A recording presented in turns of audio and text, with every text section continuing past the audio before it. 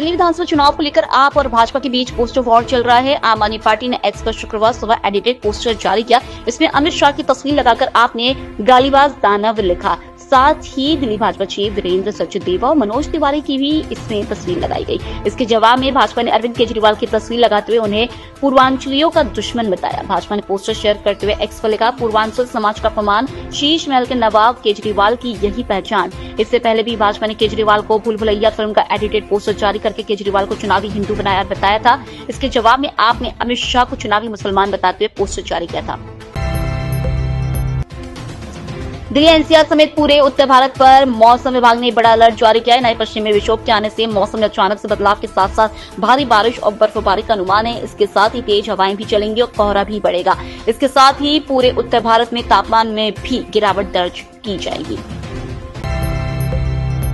प्रधानमंत्री नरेंद्र मोदी ने जेरोधा के को फाउंडर निखिल कामत के साथ पॉडकास्ट किया। कामत ने गुरुवार को इसका ट्रेलर जारी किया। इसमें पीएम मोदी कहते हैं कि उनसे भी गलतियां होती हैं, वे मनुष्य देवता नहीं। यह पीएम मोदी का पहला पॉडकास्ट इंटरव्यू है। इस इंटरव्यू में पीएम दुनिया में युद्ध की स्थिति, राजनीति में युवाओं की भूमिका, अपने पहले और दूसरे कार्यकाल के अनुभवों और व्यक्तिगत सोच पर चर्चा करते नजर आ रहे हैं। राजनीति में युवाओं के आने पर उन्होंने कहा कि युवा राजनीति में मिशन लेकर आए, एम्बिशन लेकर नहीं।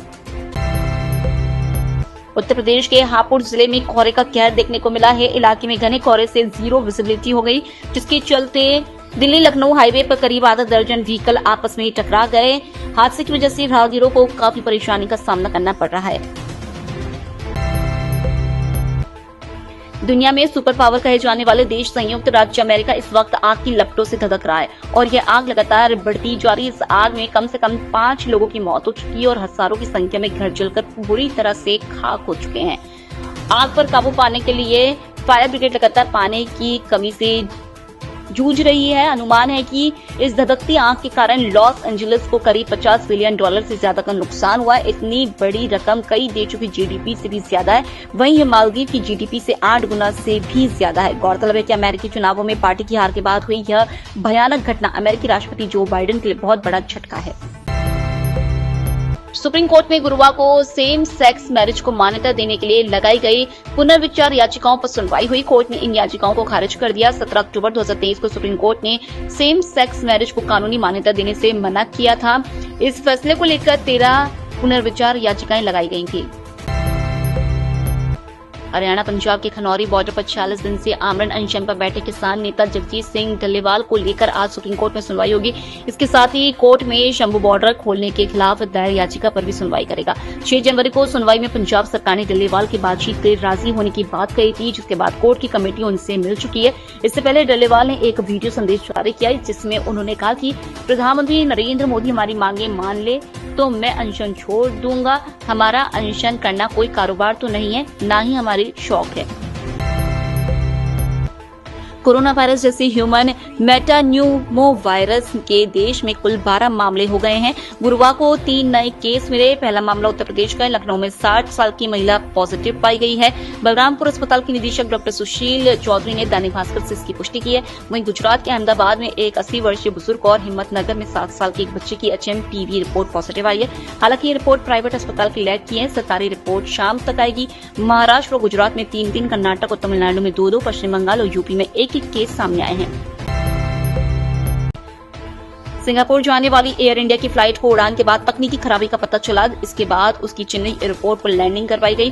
पायलटों ने समस्या का पता चलने पर एयरपोर्ट से संपर्क किया और लौट आए। फ्लाइट में करीब 170 यात्री सवार थे। इंजीनियर खराबी को ठीक कर रहे हैं। दिल्ली विधानसभा चुनाव को लेकर लेफ्ट पार्टी की नेता वृंदा करात ने रांची में कहा कि लेफ्ट पार्टियां 6 सीटों पर विधानसभा चुनाव लड़ेगी। बाकी सीटों पर भाजपा के खिलाफ लड़ रहे सबसे मजबूत कैंडिडेट को समर्थन दिया जाएगा।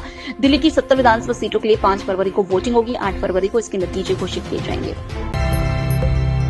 जम्मू कश्मीर के मुख्यमंत्री उमर अब्दुल्ला ने इंडिया अलायंस खत्म करने की बात कही है। उन्होंने कहा, लोकसभा चुनाव के बाद इसकी कोई बैठक नहीं हुई है। ये गठबंधन लोकसभा चुनाव तक ही था, तो इसे खत्म कर देना चाहिए। इसके पास ना कोई एजेंडा है और ना ही कोई लीडरशिप। पंजाब के शंभू बॉर्डर पर आत्महत्या करने वाले किसान से सुसाइड नोट मिला है। मृतक रेशम सिंह ने अपने सुसाइड नोट में लिखा, मैं रेशम सिंह पुत्र जगतार सिंह गांव तरन तारण का रहने वाला हूं। मैं किसान मजदूर संघर्ष कमेटी का मेंबर हूं। मैं समझता हूं कि मोदी सरकार व पंजाब सरकार को जगाने के लिए जाने देने की जरूरत है, इसलिए सबसे पहले मैं अपनी जान देने की कोशिश करता हूं। जितने भी मुझे जन्म मिलेंगे मैं इस कमेटी का मेंबर रहूंगा। डेलेवाल साहब को देखते हुए मैं अपनी जान की कुर्बानी देता हूं।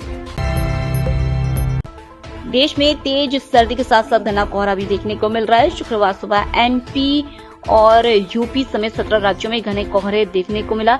इस कारण कई राज्यों में विजिबिलिटी घटकर 0 हो गई। दिल्ली में धुंध के कारण 120 फ्लाइट लेट हुई, 4 उड़ानों को कैंसिल करना पड़ा। वहीं कई ट्रेनें भी दिल्ली स्टेशन पर निर्धारित समय से लेट पहुंची।